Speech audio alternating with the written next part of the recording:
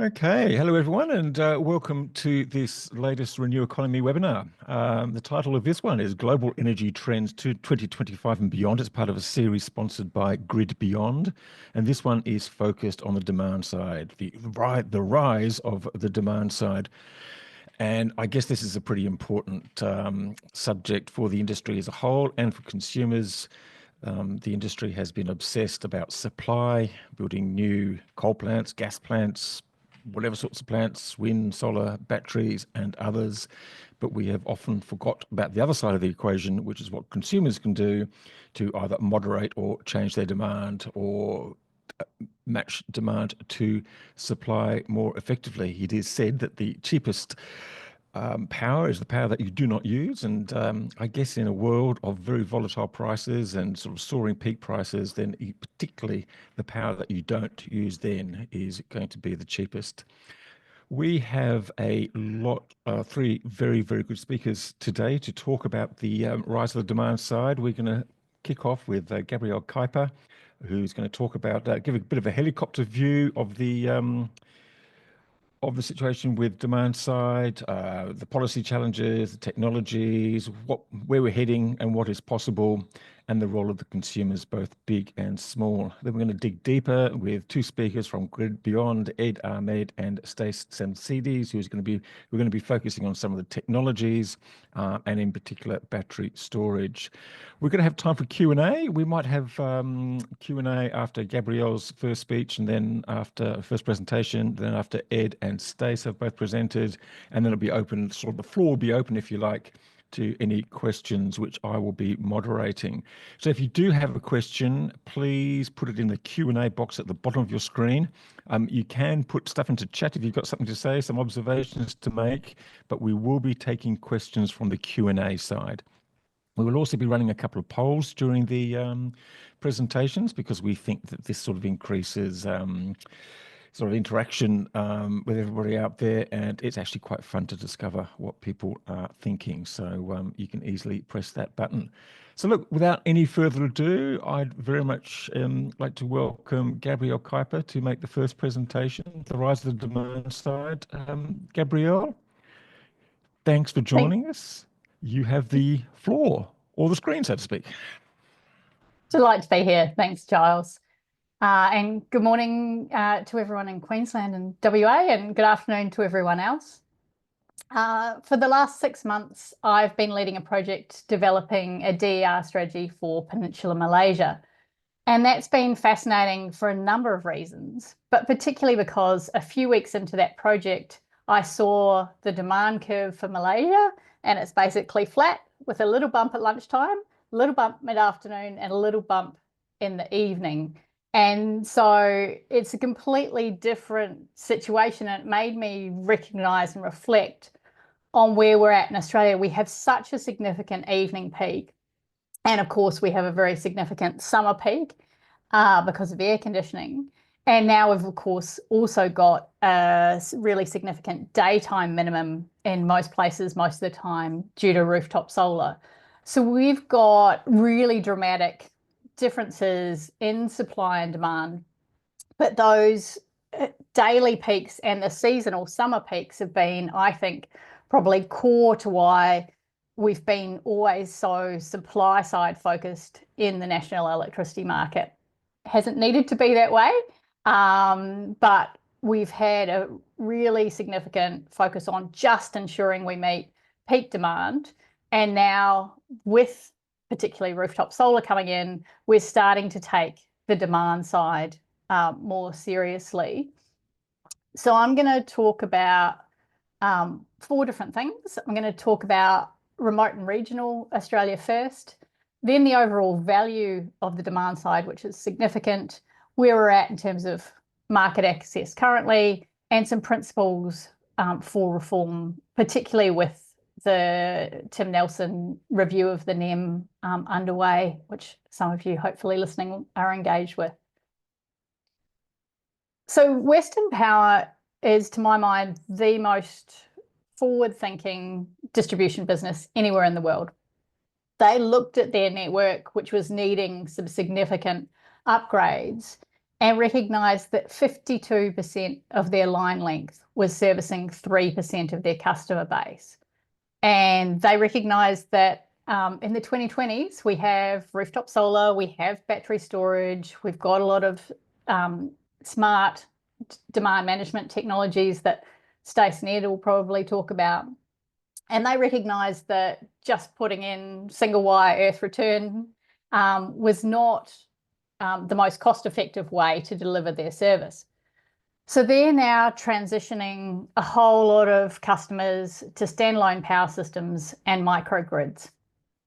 And you might say, well, that's all very well in Western Australia. Everything's different over there. But in Ergon's area, which is basically all of regional Queensland, 40% of their line length services 3.5% of their customer base. You know, numbers be similar in New South Wales. Victoria is slightly small, but is also a very large state, bigger than most nation states when you look at it in an international perspective. So if we adopted the Western power model in the NEM, you could have billions of dollars of savings for consumers. And that's also important for two other reasons. One, you would get usually greater reliability of supply because those remote communities' supplies are often disrupted.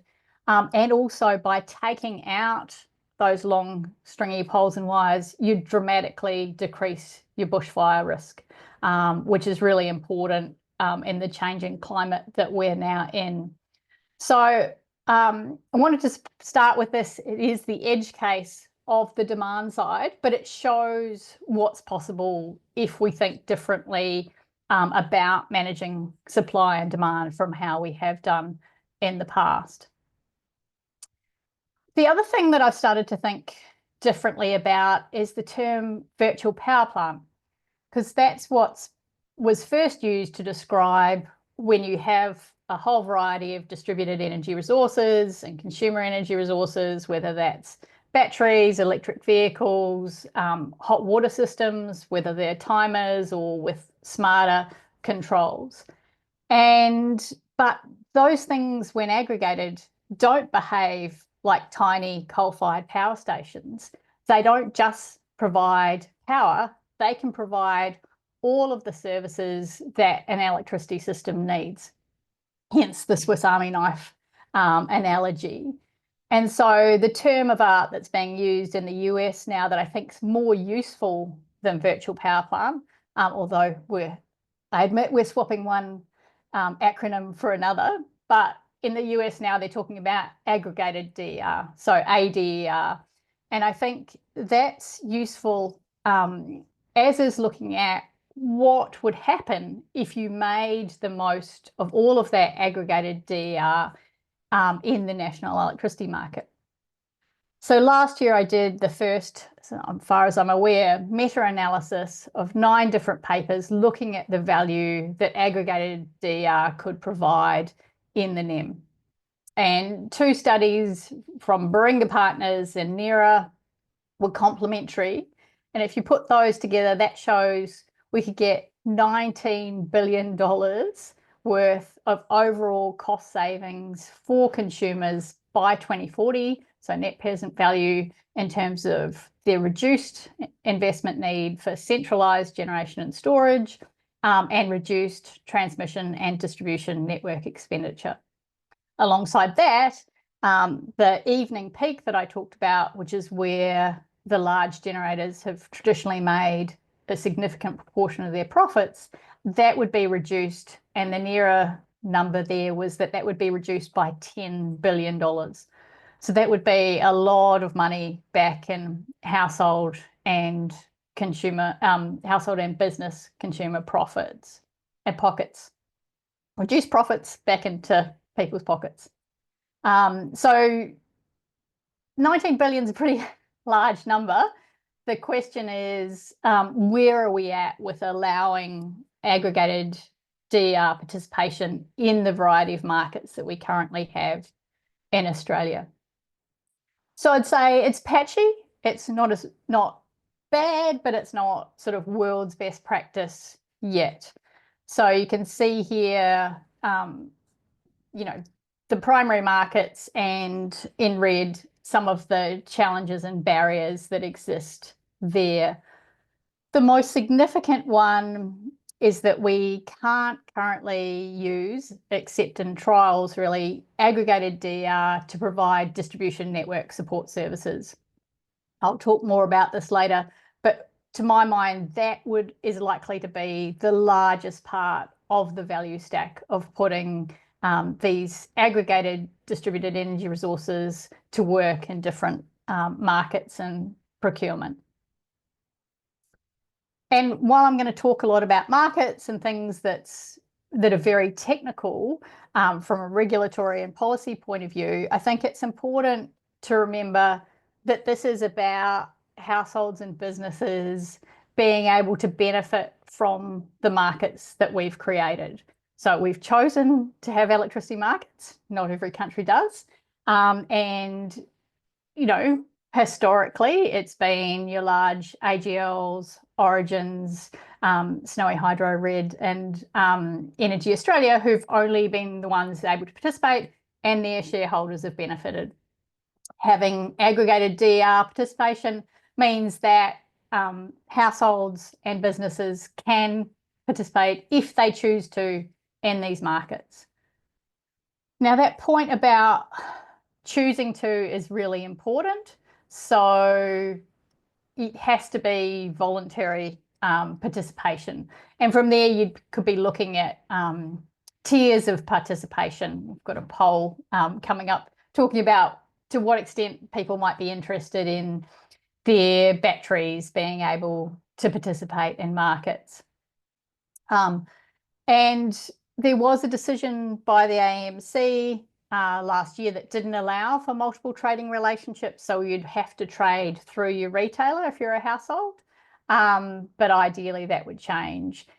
There's a lot of challenges around consumer protection and a lot of work to be done there on that. And we need to make sure this access is fair. Technical standards are critical here. In Britain, they've developed this concept of virtual lead parties, just means basically an aggregator, and they can now participate in all of these different markets. And as of 7th of November last year, the wholesale market, which we won't have in place for a couple more years in Australia. But it's really important that we don't discriminate against aggregated DER. It is more complex, and I don't want to pretend that it's simple and straightforward, and that's why you need really sophisticated software and comms to be able to do this and do this well. But we may need to make sure that small-scale aggregators can participate in the same way that large-scale businesses can, and particularly gentailers. And Mitch O'Neill's done this great analysis showing how minimum size for bidding is so important here. So if you are, say, a 2 to 3 megawatt aggregator, you could lose a third of your revenue due to those 1 megawatt bidding increments. And in the US, they've got a 100 kilowatt limit, and in the UK, they're looking at reducing their wholesale market bidding to 50 kilowatts. So the smaller it is, the greater the potential you've got for competition. I've already mentioned the need to overhaul the economic regulation of distribution networks. And the reason for doing that is that consumers' devices would be able to participate and support congestion in local distribution networks. So if you have a battery in a constrained area of the grid in Britain, you can earn up to £331 per year by providing those network services. Another area where you can see on the left, there's a white space at the moment, is we don't have a minimum demand equivalent to the RERT, which is emergency supply for peak demand.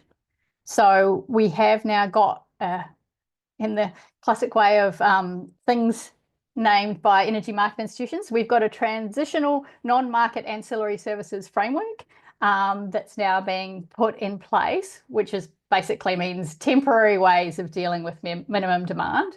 But I'm hopeful that the Nelson Review might look at more permanent solutions there.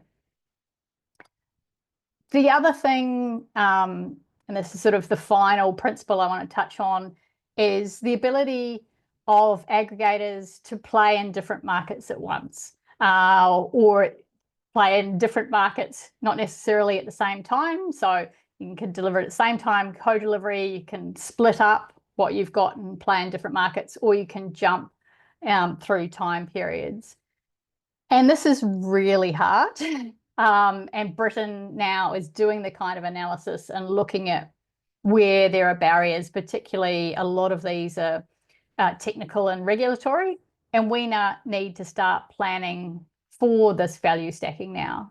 WA, again, ahead of the game, are looking at value stacking in their markets this year, and it's something we really need to start thinking about for the NEM.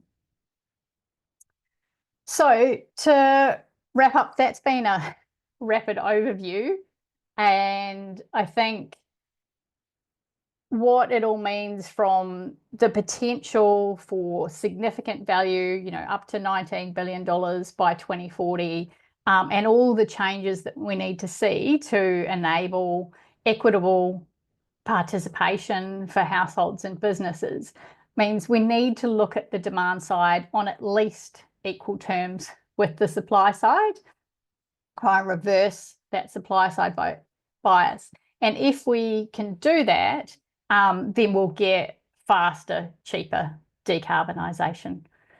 So I'll pause there and hand back to Giles and look forward to all your questions. Thank you very much, Gabrielle. That's fantastic. Just a reminder to everyone, if you've got a question, please click on the Q&A button at the bottom of your screen. Gabrielle, I've just got a quick one before we look at the result of the first poll. You mentioned the market review, which is being led by Tim Nelson. Are you getting some sort of sense that, you know, the demand side and sort of the consumers will be properly considered in this review? Because I guess it's probably the last opportunity, really, isn't it? Well, yes. I think a lot of people listening hopefully will remember Paula Conboy, who used to be the chair of the Australian Energy Regulator, and she's on the Nelson Review panel with responsibility for CRDR. So I'm very hopeful that it will have the attention that it needs. Certainly the briefing paper that was put out, if anyone read that and put in a submission, or if you haven't put in a submission, they're due on Friday, so it's not too late. That emphasised that there was a significant role for distributed energy resources. So very hopeful now that we've got a scale that can't be ignored, and also hopeful that we can have the recognition that the potential has yet to be fulfilled. Even though we've got over 3 million households with rooftop solar, we're not making the most of all the household and particularly commercial and industrial assets that we could be.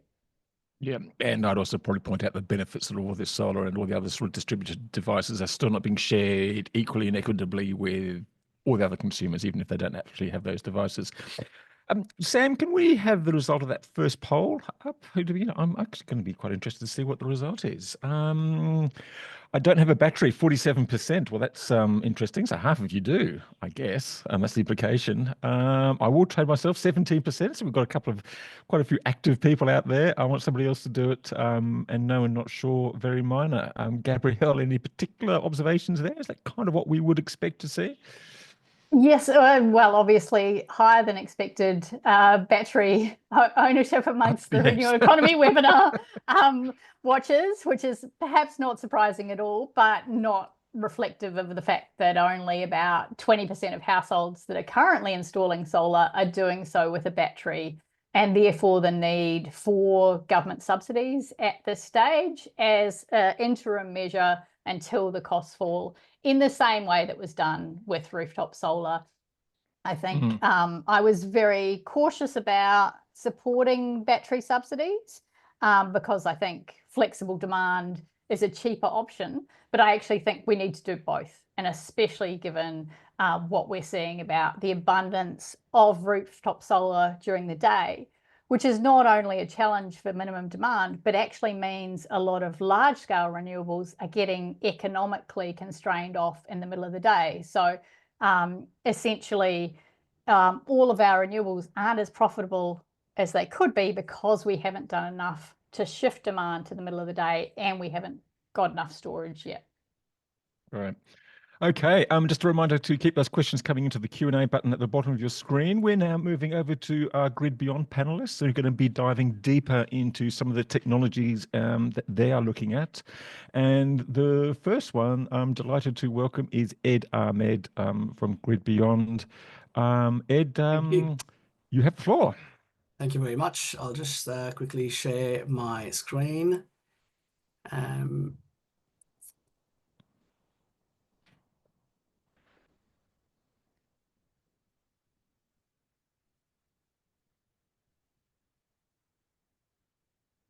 Just give me a second.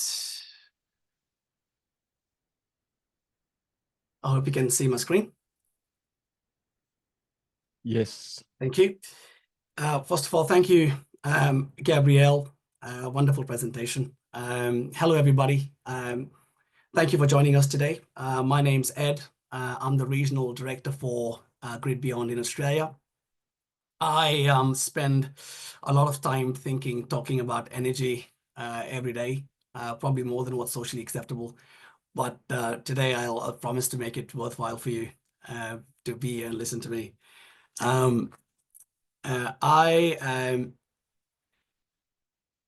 Well, first of all, actually, maybe you should start off with who are we and why should you trust us? GridBeyond is a leading provider of AI-driven energy optimization solution company.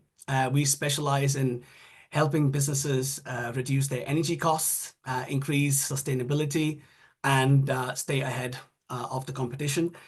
GridBeyond has grown into a global leader in energy optimization space. We manage over 600 megawatt of batteries, basically enough to power a small country. We also run a demand response portfolio of over 2,100 megawatts, which means we help businesses keep the lights on while making money as well.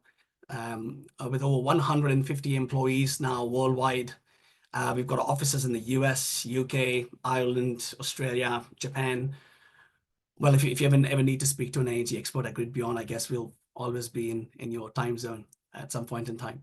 So in Australia, just to point out exactly what we've done in Australia so far, GridBeyond has the largest portfolio of 1 second very fast contingency FCAS in the national electricity market. Well, what's the goal here today? I'll focus on 3 main objectives for today. I'm going to talk about how global energy landscape is changing. I'll talk a bit about how AI and energy optimization work together like a dream team. And then I'll walk you through how battery storage is the hero of the energy world. And I'll promise I'll stick to not using any buzzwords. This isn't some science fiction stuff, so I'll keep it real. It's happening at the moment. So firstly, in terms of energy landscape or global energy landscape, firstly, extreme weather events are becoming more and more frequent and also severe. In the first half of 2024 alone, we've experienced over 30 days of extreme heat, making it the warmest January to June period in the last 175 years. These extreme weather events are not just a climate issue, they are also an energy issue. I mean, they strain power grids, they increase energy demand, and unfortunately, that also leads to higher emissions. So in fact, energy-related emissions rose by 1.1%, setting a new record in 2024. Secondly, 2024 was an election year a pivotal year for elections, with over 50% of the world's population heading to the polls. Climate and energy have emerged as flashpoints in many of these elections. In Australia, the 2025 federal election is expected to be heavily influenced by debates around renewable energy and grid reliability. As Australian politician Peter Dutton recently said, renewable energy is great, but we can't pretend that it operates 24/7. So this truly highlights the growing concern there is about grid stability and the need for solutions that can ensure a more reliable energy supply. Demand for electricity is growing. Electricity demand grew by 4% in 2024.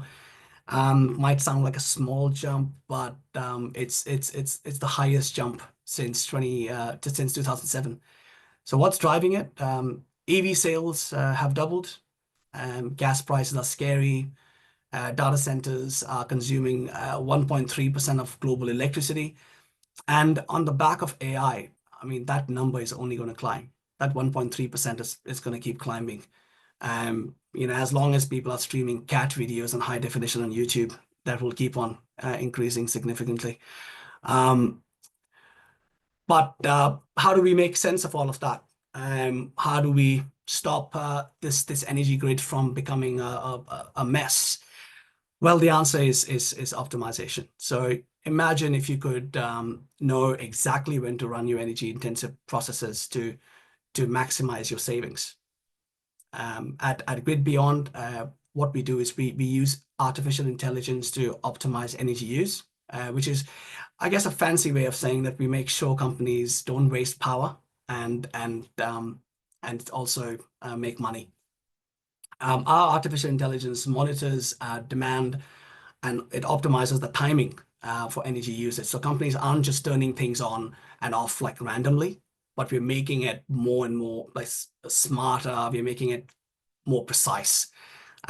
We create these virtual twins, which is or digital twins, I should call it. They're basically virtual versions of a typical production process at a chemical plant or a paper making company or anyone with a CHP.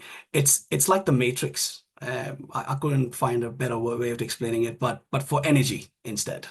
So anyone who's seen the movie will understand. So this basically lets businesses maximize savings without really breaking a sweat. And let's try and get a bit more specific about process optimization for businesses.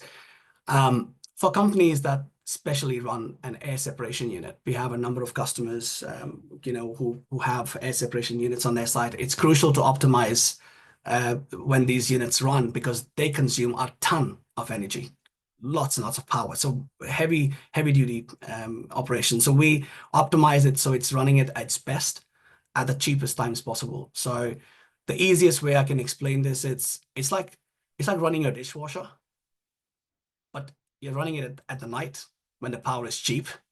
That's the best way I can explain it.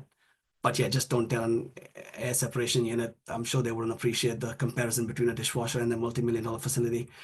But let's dive in a bit deeper into this optimization model. Like, what do we really do? So this slide basically shows you, it outlines how we optimize energy use and production at an air separation unit facility. So the model basically operates within hard constraints. So there are hard constraints such as a tank storage capacity on site, daily production schedules, and then we have variable parameters like site load, rate of production, tank storage levels, and obviously electricity prices are variable too. The site load is forced into one of the 4 set points, which is like with its own optimization parameters. So during peak export periods, when electricity prices are like really high, we'll minimize production to reduce energy cost.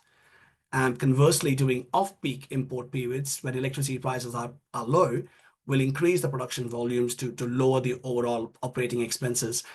Now, this optimization model calculates the most economical solution for every single settlement period, using machine learning, using artificial intelligence and big data to make real-time decisions.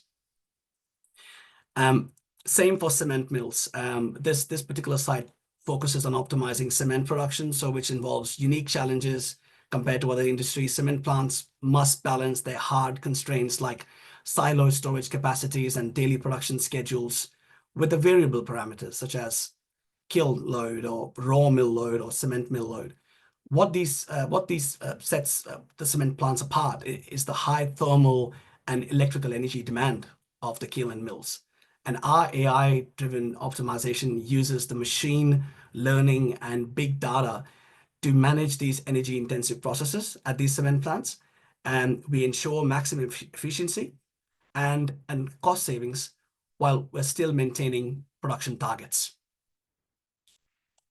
And look, the thing about renewable energy is, as I said earlier, I'll talk a little bit about the battery storage. Look, renewable energy is intermittent. You can't rely on the sun to always be shining or the wind to always be blowing. But batteries, they give us the ability to store that energy when it's abundant and release it when it's needed the most. Our AI technology optimizes the storage. It's like giving a smart brain to your battery. Our platform analyzes real-time data to basically decide what's the best time to store energy and what's the best time to release that stored energy. It's almost like having a financial advisor. It's a financial advisor or an energy coach, but the only difference is for your energy strategy. And at GridBeyond, we actually offer a zero-cost solution. We own the battery. We handle all the expenses in terms of any engineering, installation, and the customer basically just enjoys the benefits. No CapEx, no OpEx, no maintenance, no worries. And here are some examples, some real-world examples of customers that we've done batteries for. So you have Kerry Glass. It's a glass sheet manufacturing business that has deployed 1 megawatt to 1.1 megawatt battery to enhance energy efficiency. Then we have Keppel Corporation, data centers that have integrated battery storage to reduce costs and support sustainability goals. Then we have OI Glass, a bottle manufacturing business that's optimized its energy usage while ensuring uninterrupted manufacturing. So these cases demonstrate how intelligent battery management helps businesses lower their expenses, improve resilience, and also maximize their market opportunities. And just to dive a bit deeper into the Kerry Glass one, that particular opportunity is where our battery storage solution is basically providing voltage support for Kerry Glass. So a voltage dip is when when a grid voltage drops by say 30%, and that can cause critical equipment to trip and disrupt operations. Our battery system is designed to respond within 50 milliseconds, boosting the voltage and preventing equipment from tripping. So this rapid response is made possible by our advanced EMS, energy management systems, and obviously partnering with really high quality inverter manufacturing businesses. So in short, the battery is ensuring grid stability, operational continuity, and giving the customer cost savings by preventing any downtime and protecting sensitive equipment on site. But look, in conclusion, the global energy landscape is changing rapidly, and organizations need to adapt to stay ahead. At GridBeyond, we are helping our customers do exactly that by optimizing their energy use and leveraging, say, battery storage on site and driving sustainability. Now, whether you're looking to reduce energy cost, improve grid reliability, or generate new revenue streams, we have the tools and expertise to help you achieve those goals. So I encourage you to think about how these solutions could benefit your organization. And if you'd like to learn more, please don't hesitate to reach out. Thank you for tuning in. I'll hand over to my colleague, Stace now. Over to you, Stace. Hey, Stace, I'm going to be really rude and interrupt you and just sort of jump in here. Just with the result of our latest poll, Sam, could you just quickly share that? It's just on vehicle to grid.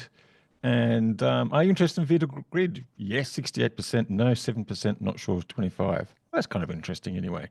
Got a good response from people.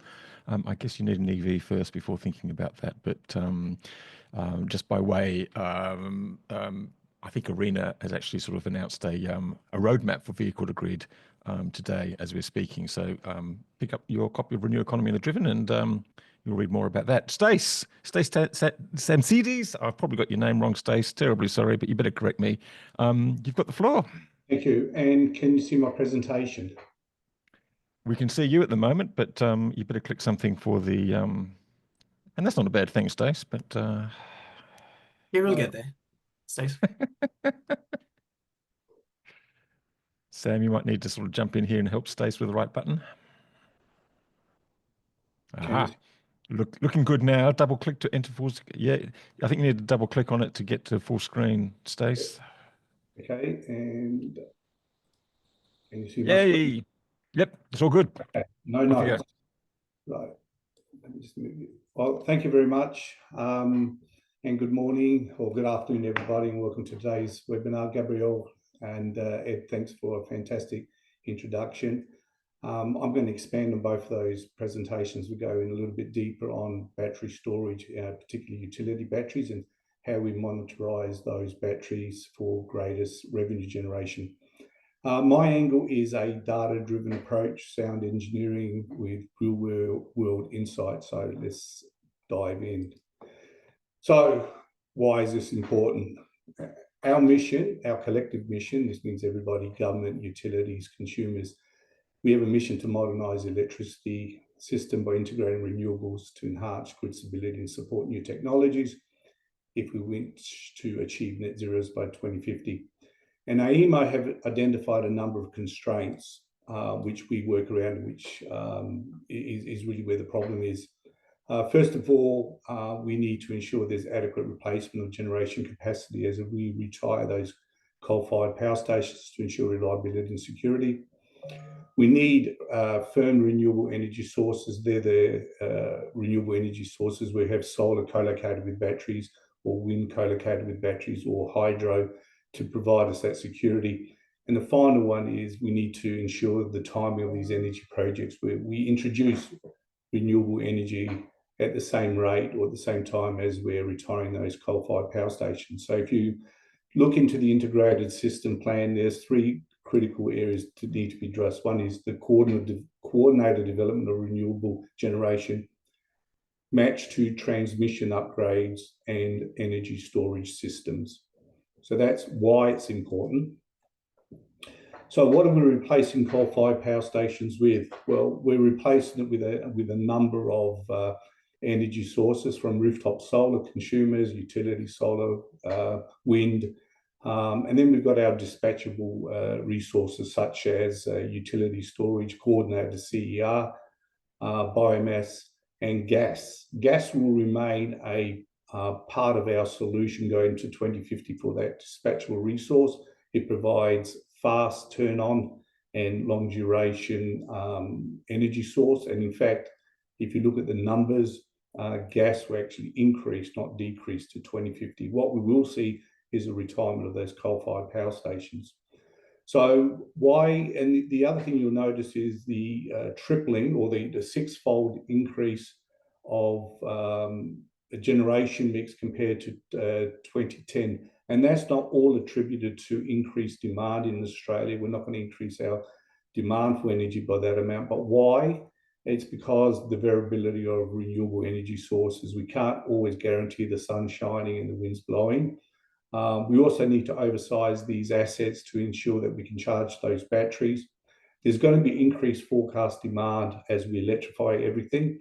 One of the statistics I like to point out is if we electrified all our electric cars in Australia, all 19 million, and we plug them into the socket at the same time, we'll need triple the amount of energy the Australia produces at any time. I think in the US, the number is more like 10x. Renewables, there's a low cost of renewables. I mean, solar and wind are cheap to, or relatively cost effective to create. It's the transmission, it's the connections, that the financing, which makes it a little bit more difficult.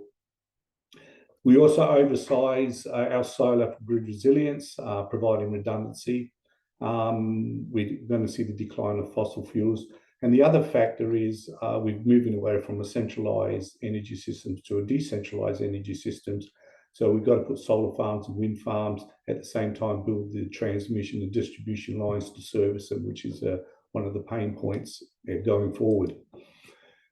So specifically, I'm going to look at the battery value stack, and I referenced this graphic, which is probably one of the best graphics I've seen in terms of representing value. What can you get out of a battery? So attributed to PIX, a Yokogawa Corporation company. And they've identified 3 key segments: customer benefits, and that might be orchestrating your loads in residential premises, utility services, tackling things like congestion on the network, and then the more traditional ones such as frequency regulation, energy arbitrage, spinning reserve, and black starts. Whereas this is a US model, it's equally applicable to Australia. We just have different services. So the ones that I want to deep dive into is energy arbitrage and regulation frequency, which would be the remainder of this discussion. Frequency regulation plays a critical role in managing the deviations caused to sudden imbalances on the grid. So we try to maintain that frequency at 50 hertz, and it's split into 2. Regulation, FCAS, which is really looking at adjusting the power supply continuously. It's always on. And then you have, that was regulation, and contingency is really for those sudden losses or sudden disruptions on the network where it's less predictable. The one thing we'll say is, as more batteries come online, and this influences the decision by developers, as more batteries come online, the FCAS revenues are expected to decline overall, driving prices of these services, driving down prices of these services.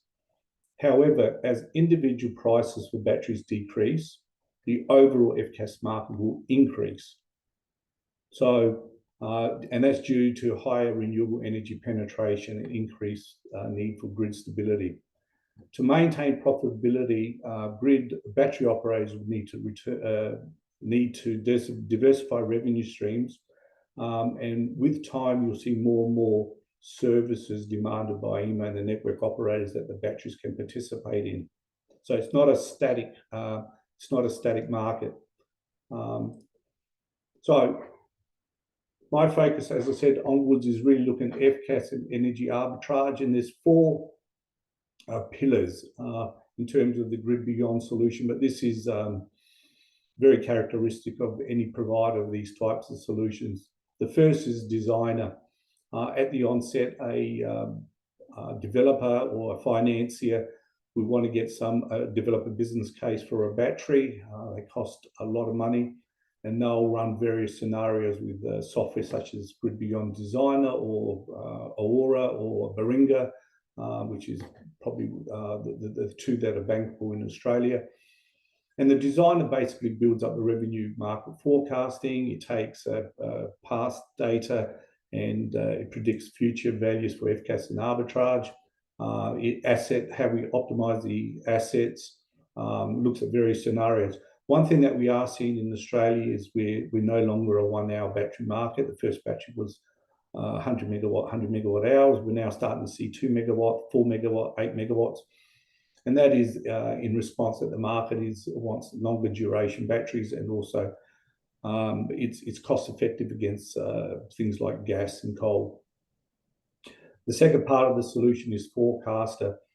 And so once the battery is built, you need data to forecast how that battery will operate. And the forecaster basically provides a real-time feed of FCAS, regulation, contingency, and energy prices that a third-party trading desk can take. The trading desk will take that information, decide on the bidding strategy, and execute the trade. So forecast is really a data feed, and we have an API that can go into your trading desk. The next level up is something called optimizer, which has forecaster as the engine, but the optimizer goes one step further in that it comes up with the optimized bid. The forecaster will give you 10 sets of data for frequency of FCAS, and it will give you a data point for energy, day ahead, and real time. But the optimizer will decide in which markets you should participate in for maximum revenue. So that's really where AI comes into play. So, and the final one is managed battery as a service, where we take total control of the battery and you're a dispatcher optimizer. You probably want to use the default or the industry's name, which is really a Tesla term, as auto bidder, but that's what managed battery as a service provides. So what does it look like? Well, this is from the NEMBest website, nembest.com, and it shows all the performance of batteries on the NEM across Australia. And this is chosen at random because it's in South Australia for no other reason. I'm based in Adelaide. It shows the AGL 250 megawatt hour battery, and you can see the top line is contingency. Then we have regulation and energy as well. So what you'll notice is it's quite sporadic. It isn't well defined in what happens. But revenue certainty for battery operating the FCAS and spot markets can vary significantly due to market dynamics. That includes market and regulatory risk, decline in FCAS, changes in regulations and revenue streams, network constraints. We've seen a lot of instances where, and we have a lot of customers talking to us about their solar assets are constrained, they're paying penalty rates, and they want us to manage the solar to prevent them from entering the market during those periods. We have operational technical risks, and if you look at NEMBest very closely, you'll see when an inverter is offline, what it does to the revenue. And I'll give you, there's a couple of projects that I'm aware of, but degradation of assets over time will change performance. And the other one is software and integration complexities affecting optimization. With a battery storage project, you have a number of vendors. You have the BMS, you have the EMS, and then you have the dispatch with the edge devices, and they have to seamlessly integrate and communicate and operate with 100% interoperability. There's also financial risks, which I'm sure everybody's aware of. You have revenue uncertainty, you have high capital costs, high OPEX costs, and also financing and obligations. So the bottom of the takeaway here, the key takeaway is leveraging sophisticated optimization strategies to maximize revenue. So things are happening in the background that are seemingly random. Is how do you maximize your revenue? So this is where the screens start and where the engineering starts and the politics disappear. This is a screen dump of the GridBeyond forecaster, and what we're showing here, the two top screens or the two top panels are showing the regulation for raise and lower for Queensland the past 7 days, and these are real time. So this is a static. This is actually from a real time feed. And the bottom 8 screens show the contingency in Queensland in the 1 second, 6 seconds, 60 and 60 second. And if you could actually dive in, and you probably can't, you'll see right at the tip, our forecast is 5 minutes in advance. So we're always trading to market 5 minutes in advance, and we change our trading strategy every 5 minutes. So each of these has got a different value. If you look on the vertical, you'll see that the vertical represent dollar changes across each of these services. So there's 10 FCAS services.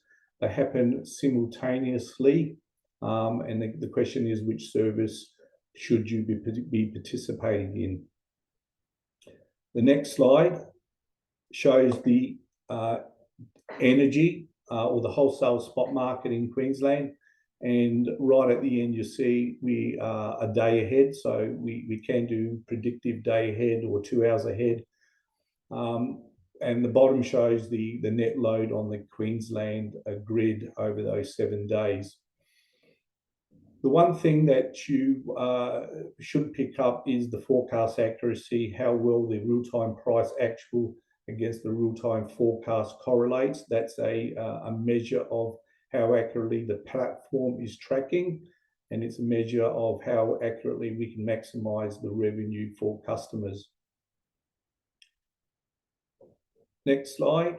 So we've got essentially 11 points of data in FCAS and in wholesale.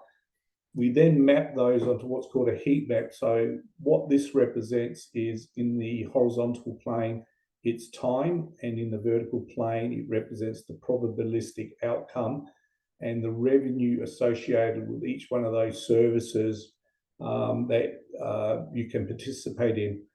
So the optimizer software, which takes the forecast data, is used to provide the trading desk the optimum bid you should be in the market with at any particular time. but it's one step, which is a little bit more complicated than that, because if you participate in an event at this instant, and there's another event that's forecast in a half an hour that can generate more revenue for you, you may forego the opportunity in the short term because there's more money to be made in the next half hour. And this gets down to your forecast accuracy. And the analogy I use is if you're playing snooker or pool, you're not playing that shot, you're playing for the next shot. You've got to position your white ball for the next shot. So what the optimizer does, it looks at all the scenarios, it works out where you need to trade now to make sure you capture the future revenue as well. Because at the end of the day, you're managing a battery that's charging and discharging, and you can only discharge it down to 3%. You only can charge it up to 97%. So you've got to work within those constraints. So this is what a trading strategy may look like. The top represents the services or the markets we participate in. It might be regulation or contingency, FCAS or wholesale. And you can see some of these services can be stacked, which means they can happen simultaneously. And the bottom graphic represents how we're charging the battery, shown in the pink. And for those that are colorblind, it's the opposite to the blue. That's a joke. And the blue represents the discharge of the battery. So we're charging and discharging the battery based on what we predict the battery will be required to do in the next instant. And you can see that the battery state of charge starts off at the start of the day at near 50%. We charge it to near 100% or within the battery constraint, and then we discharge down to a minimum. So one of the things the optimizer does is it works within the manufacturer's specifications of the batteries. If it's limited to 1 cycle a day or 400 cycles a year, we manage that. We also manage the state of charge in terms of operating between 3 and 97% in this case. But by using the forecast and the optimizer, we guarantee, or we try to guarantee, maximum revenue for the client. And we're achieving capture rates of 90% with our forecasting and optimizing on projects, on best projects we've done globally. I'll leave it with one closing thought. Once a battery is built, the only constants are the initial capital costs, the ongoing operational costs, the interest payments, the battery capacity and location. These are immovable and permanent. The only variable to maximize revenue is your choice of dispatch partner. And my contact details are here. As I said, I'm based in Adelaide, but with virtual meets and flights, it's not too difficult to get me somewhere. So thank you, and I'll hand it back to the desk. Thanks very much, Stace, and thanks to all our presenters today, to Gabrielle, to Ed, and to Stace. Look, we've got a few minutes left. We'll take some of the questions very rapidly. Before we do so, Sam, can we have the result of the poll, the last poll, please? This is an interesting one, bit of a multi-choice one. So all of the above, that's household battery subsidies, business battery subsidies, industrial heat pump subsidies, on individual, just households. That's becoming obviously a big topic of conversation. So so that's interesting there. Look, the first question we're going to take, and just a reminder, if, there's a Q&A button at the bottom of the screen. We're probably running out of time to answer many of them, but Gabby, do you want to go with the first one? This is from Andrew, and asking about regulatory barriers to adopting the WA approach to SAPs in the NEM. I guess my 2 cents worth in that is that there was a rule change a couple of years ago which finally allowed SAPs to actually happen in the eastern states. Perhaps you can provide a bit more context. You're quite right. There was a rule change, but it severely restricted the number of standalone power systems that DNSPs can put in place.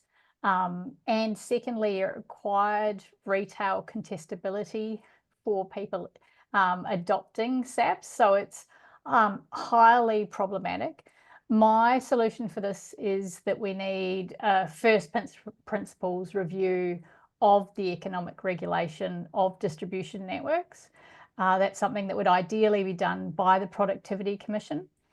And there is a potential, I'm not speaking on behalf of the Productivity Commission, but the Productivity Commission is currently doing 5 parallel reviews. One of them is into net zero and energy. And it would be great to have the Productivity Commission examine those barriers and look at how to overcome them. As I said, Southeast Queensland currently is cross-subsidising the rest of the state by over $600 million every year. The way in which we've traditionally done electricity supply through long stringy poles and wires is not an appropriate way, particularly in terms of the cost and the bushfire risk going forward. So it'd be great to see the Productivity Commission look at that. If anyone's interested, go to the Productivity Commission website. I gather they're putting out a call for submissions very, very soon. And look, just while we've got you on the line there, and there's another follow-up question from Andrew, who's talking about VPPs and sort of distribution networks and rural applications, things like this. He's asking, how do we make this happen? Are the barriers more technical, or are they economic and regulatory, as you've probably just outlined? Yeah, I think first and foremost, they're regulatory challenges. There are DNSPs that are interested in doing more in regional areas.